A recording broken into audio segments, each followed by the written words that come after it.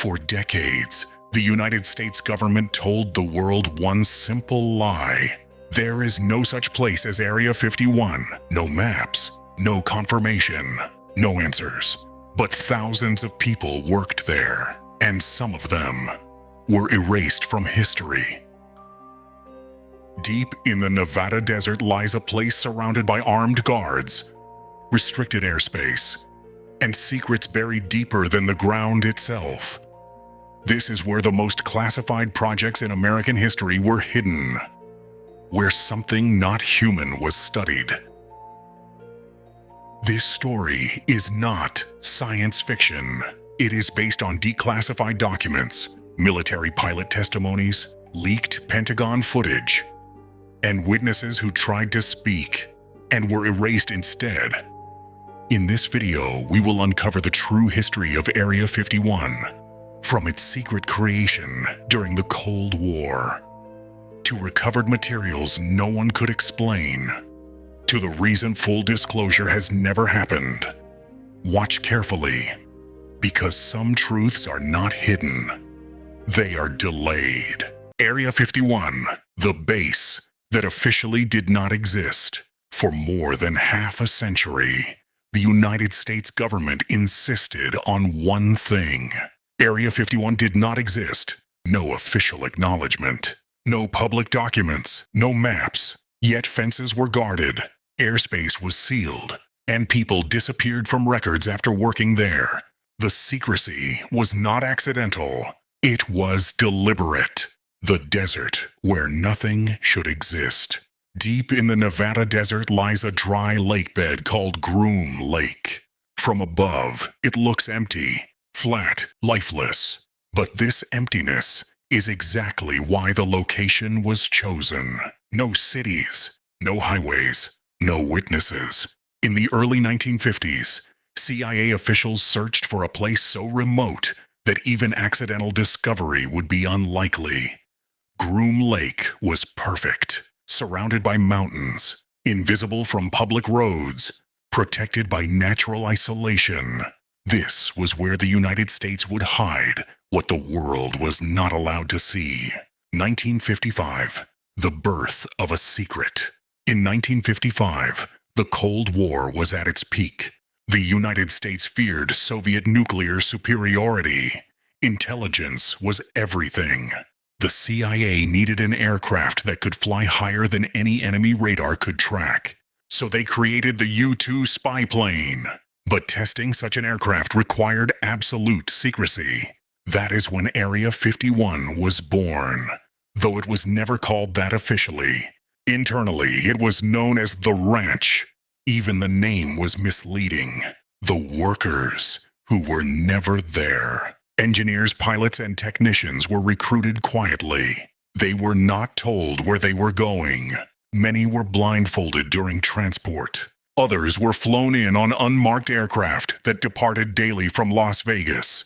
These flights were later known as Janet flights. No logos, no markings, no passenger lists. Workers signed agreements stating that disclosure could result in imprisonment. Some were told, if you talk about this place, your family will never know what happened to you. The sky filled with UFOs. During the late 1950s and early 1960s, UFO sightings exploded across the United States. Strange lights, unusual shapes, objects moving faster than any known aircraft. The public panicked. The government smiled, because many of those sightings were U-2 test flights.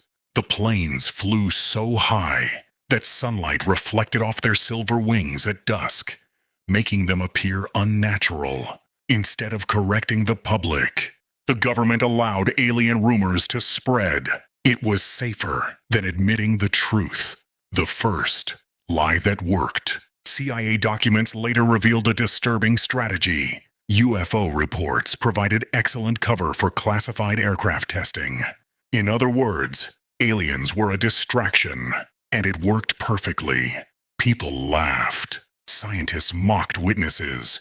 Credible pilots were ridiculed, and Area 51 remained invisible. The fence with no end. Anyone who approached the perimeter of Area 51 Area 51 encountered something unsettling. No signs saying Area 51. No base name. Only warnings. Restricted area. Use of deadly force authorized. Cameras followed every movement. Armed guards appeared without warning. No one was arrested.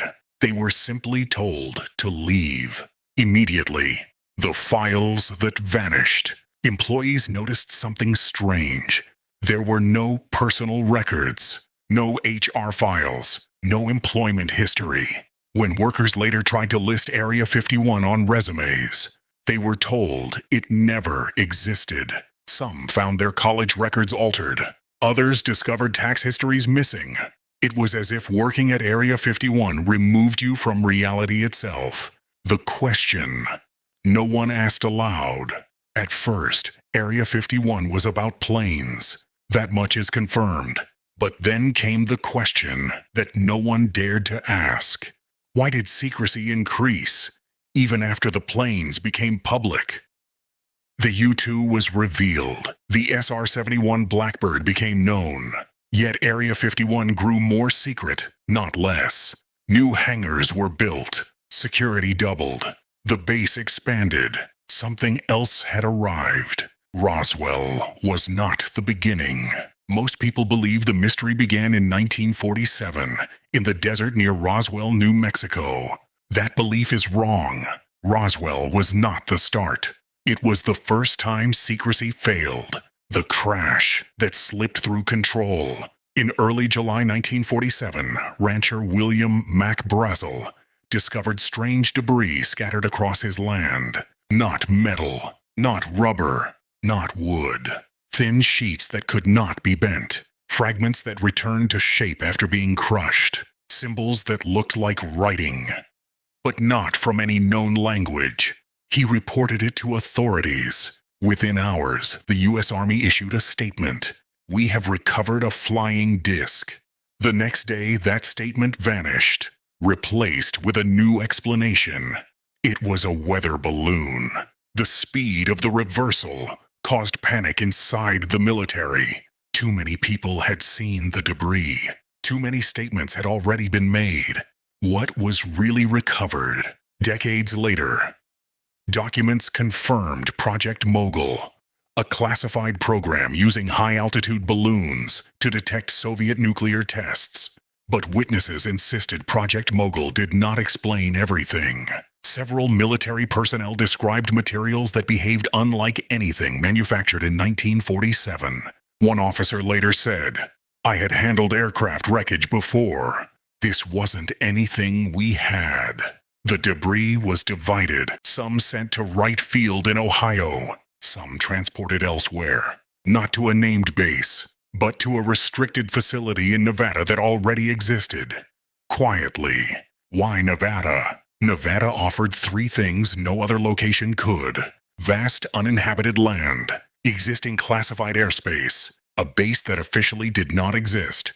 Area 51 was already testing advanced aircraft. It already had extreme secrecy, CIA oversight, no congressional scrutiny. If something unknown needed to be studied, this was the place. The silence orders. Personnel involved in Roswell were ordered to remain silent, not temporarily, permanently. Some were threatened with court-martial. Others were told their families would be affected. Medical records later revealed extreme stress symptoms among witnesses. Memory gaps, panic attacks, sudden career transfers. One nurse who worked at Roswell Hospital claimed she treated patients with non-human injuries. She died in a suspicious car accident years later. Her notes disappeared. The shift inside Area 51. After 1947, Area 51 changed. Security increased dramatically. New underground facilities were constructed, not for aircraft testing, but for containment. Hangars were modified. Access levels multiplied. Scientists from unknown departments arrived. People noticed something else. Projects were no longer named after planes. They were given numbers, materials that should not exist. Former engineers described working with materials that defied physics. Metals lighter than aluminum, but stronger than steel. Surfaces that absorbed heat instead of radiating it. Components with no visible wiring. One engineer said, "We weren't building anything. We were trying to understand something that already existed." Why? The public never got answers. The U.S. government learned an important lesson from Roswell. Never confirm anything. Never deny too strongly. Create confusion. Over the following decades, UFO witnesses were discredited. Serious researchers were mocked. The term conspiracy theorist was popularized. The goal was not to hide the truth. It was to bury it under noise. The first internal fear. By the early 1950s, intelligence agencies feared something else. Not public discovery, but technological inferiority. If the recovered technology was not human, who else might have it? Area 51 was no longer just a base. It was a race against the unknown. The question that no one wrote down. Inside Area 51, a question began to circulate. Never in documents, never in reports. Only whispered. If this technology didn't come from us, did it come from here at all? S4. And the science that failed. By the early 1960s, Area 51 was no longer just a testing ground. It had become a vault, not for weapons, for answers no one could explain. The facility that was not on any map, several miles south of Groom Lake, hidden within the mountains, existed a smaller site. It was never called Area 51. It was known internally as S4. No signs, no runways, no visible buildings. From the air, it looked like untouched desert. But beneath the rock, doors opened into a facility carved deep into the mountain. Only a handful of people were ever assigned there, and fewer left unchanged. Why? S4 was different. Area 51 tested human technology. S4 studied something else, something already built. Former personnel later described disc-shaped craft stored in individual hangars, each identical in shape but different in size. No seams, no rivets, no visible propulsion. The craft were not damaged. They were intact, which meant they had not been destroyed. They had been recovered. Reverse engineering begins. Scientists were divided into teams. Each team was given one system to study. No one was allowed to see the entire craft. No one was told where it came from. No one was allowed to ask. Some studied materials. Others studied energy behavior. Others were assigned to flight dynamics for vehicles that had no wings. Progress was slow, painfully slow, because the technology did not behave like anything human science understood. The gravity problem. One of the most disturbing discoveries involved gravity manipulation. According to multiple independent accounts, the craft generated a localized gravity field. Not thrust, not propulsion. Gravity. The craft did not move through space. It bent space around itself. This explained sudden acceleration, impossible turns, no sonic boom, and it terrified scientists. Because gravity was not something humans could control. It was something they barely understood. The element that should not exist. Scientists encountered an element not found on the periodic table. It was labeled simply element sotlepietnashi. It exhibited properties never recorded before. Stable, dense, capable of producing massive energy output when stimulated. But there was a problem. No one could reproduce it. No one could synthesize it, which meant it did not originate on Earth. The first failed experiment. During an early test, scientists attempted to activate a small component believed to be part of the craft's power system. The room went silent. Instruments failed. Time itself seemed to hesitate. One witness described it this way. It felt like reality skipped a frame. The device shut down seconds later, but 2 researchers collapsed. Medical reports listed severe neurological trauma, memory loss, disorientation, One never returned to work. The other was transferred and never seen again. The psychological toll working at S4 was different. People reported vivid nightmares, a sense of being watched, difficulty concentrating. Some claimed the craft caused psychological effects, not radiation, not sound, something else. One scientist requested reassignment after writing a single sentence in a private log. "I don't think it's inactive." The log disappeared. So did the scientist's clearance. Information was compartmentalized. No one had the full picture. Pilots didn't know what scientists were doing. Scientists didn't know where materials came from. Security didn't know what was being tested. This was intentional, because if something went wrong, no one could testify to the whole truth. The internal debate. By the late 1970s, a quiet argument began inside classified circles. Some believed the technology was extraterrestrial. Others believed it was something else entirely. Not from space, but from outside known physics. One internal memo allegedly asked, if this technology didn't evolve, was it created? The memo was never archived. Why progress stopped? Despite decades of study, no craft was ever successfully replicated. No engine was fully understood. No weapon was extracted.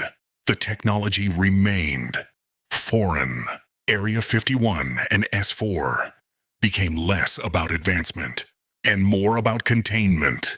The question that ended careers. Some researchers eventually asked the wrong question, not how it worked, but why it existed.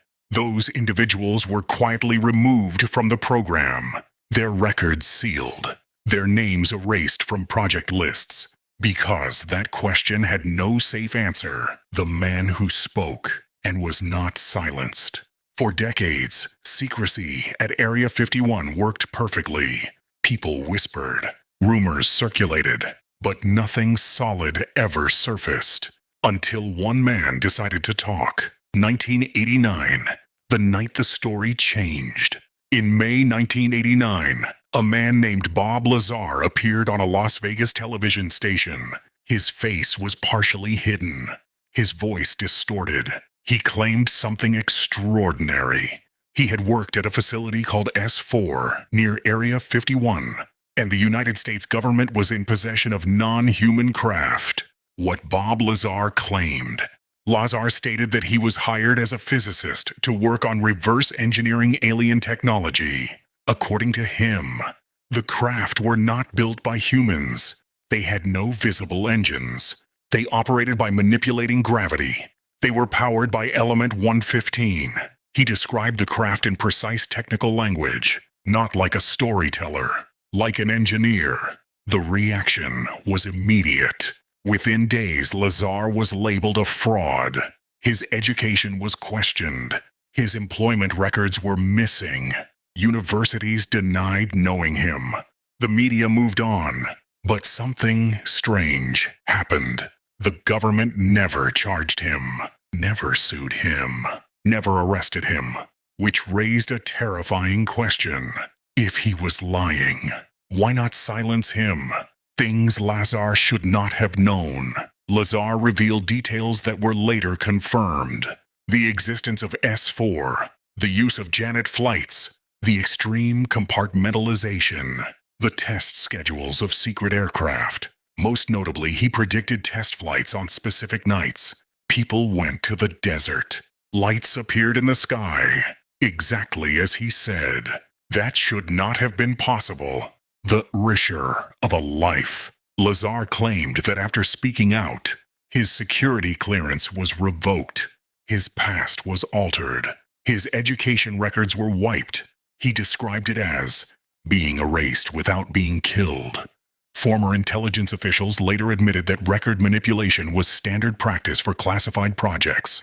Destroying credibility was easier than destroying people. The government's new strategy. After Lazar, the approach changed. No more full denials. Instead, partial admissions. carefully worded statements, long delays. The goal was no longer to hide everything. It was to control the narrative. The CIA's quiet admission. In 2013, the CIA released declassified documents. Buried inside was a single sentence. The facility known as Area 51 existed. For the first time in history, the government admitted it. No press conference, no apology, just a line in a document. By then, it no longer mattered. The shift from denial to ambiguity. After the admission, UFO reports were renamed UAPs. Military pilots were encouraged to report encounters. Pentagon programs quietly investigated unidentified phenomena. This was not transparency. It was damage control. Why? Bob Lazar is still alive. Many expected Lazar to disappear. He didn't. Instead, he lived quietly, rarely giving interviews, never changing his story, never adding details, never profiting significantly, which led even skeptics to admit, if he made it up, he committed to the lie for life. The internal fear. Behind closed doors, intelligence agencies faced a new problem. The public was no longer laughing. They were listening. And some of the questions being asked were dangerously close to the truth. When the pilot spoke and the Pentagon listened, for years rumors came from civilians. Then something changed. The witnesses were no longer ordinary people. They were military pilots. The encounters.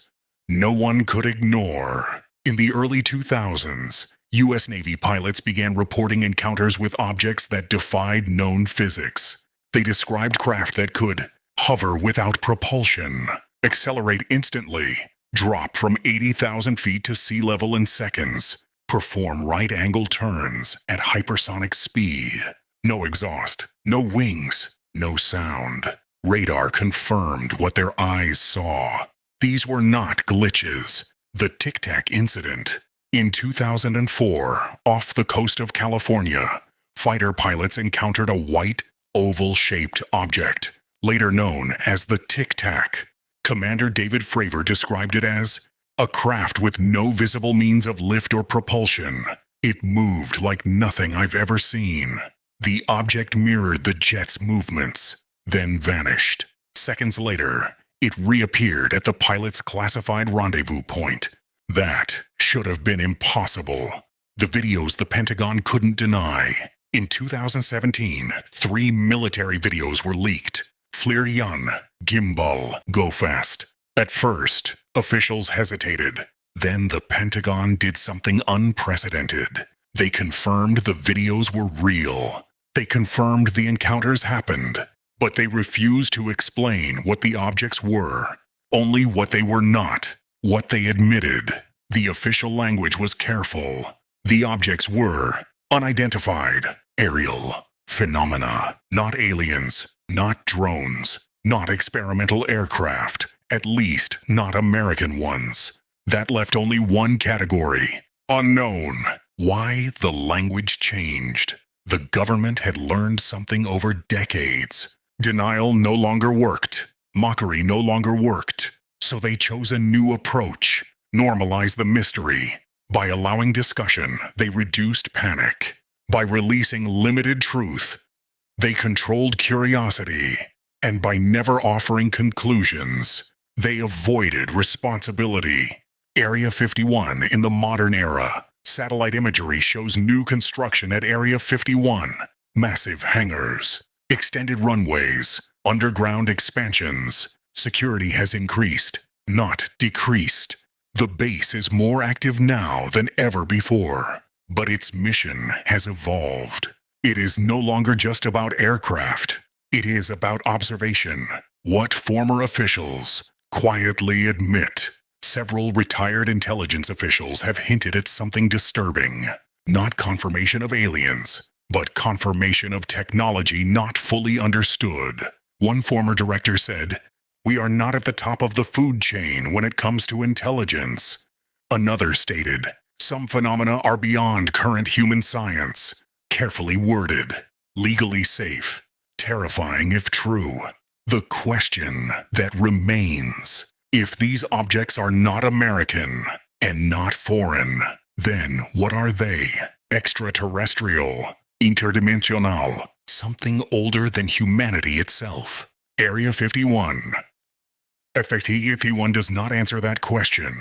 It simply keeps it contained. Why? The story is not over. The most important fact is this: Area 51 still exists, still operates, still expands, and secrecy still surrounds it. Which means the mystery is not history. It is ongoing. The truth is not hidden. It is delayed. People often ask the wrong question. They ask, why doesn't the government tell us the truth? The more dangerous question is, what happens if they do? Why full disclosure never happens? Inside intelligence circles, there is a term rarely used in public discussions: ontological shock. It refers to the psychological impact on humanity when its understanding of reality is proven wrong, not adjusted, not expanded, broken. Disclosure is not about panic. It is about collapse. What they are afraid of. Former intelligence analysts have quietly admitted something critical. The greatest fear is not that the phenomenon is hostile. It is that it is indifferent. That humanity is not special, not observed with interest, not protected, just present.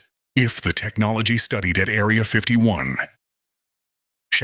is not human and not controlled, then governments are not in charge. They are observers. Why secrecy became permanent. Early secrecy was about defense. Later secrecy became about control. But modern secrecy serves a different purpose: stability. Religions would fracture. Philosophies would collapse. Power structures would weaken. And worst of all, no authority could promise safety. Governments are built on the idea that someone is in control. Area 51 exists because that idea may be false. The silence of the scientists. One of the most disturbing patterns in the Area 51 story is not who spoke. It is who didn't. Many scientists who worked on classified programs never wrote memoirs, never gave interviews, never spoke privately. Some refused to discuss their work even on their deathbeds, not out of loyalty, out of fear, not fear of punishment, fear of understanding something they could not explain.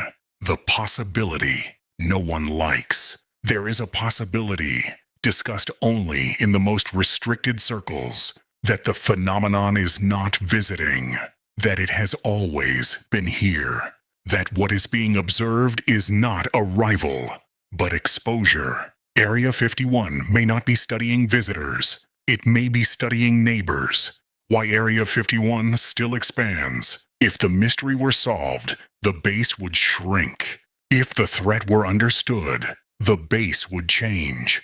But Area 51 continues to grow, which suggests one thing: the questions are increasing faster than the answers. And whatever is being studied is still active. The final pattern. Look at the pattern across decades. Initial denial, controlled leaks, partial admissions, normalization of the unknown. This is not preparation for revelation. It is preparation for coexistence with uncertainty. The public is being trained not to know the truth, but to live without it. The last question: if humanity is not alone, and never was, then the most unsettling thought is not who they are. It is this: why are we only beginning to notice them now? Area 51 does not answer that. It only ensures the question stays contained. The end that is not an ending. Area 51 still operates. Flights still arrive without markings. Airspace is still forbidden. And secrecy is still absolute. Which means the story is not finished. It is simply paused, waiting. Some secrets are not kept because they are dangerous. They are kept because they change who we are. And some truths are not hidden. They are delayed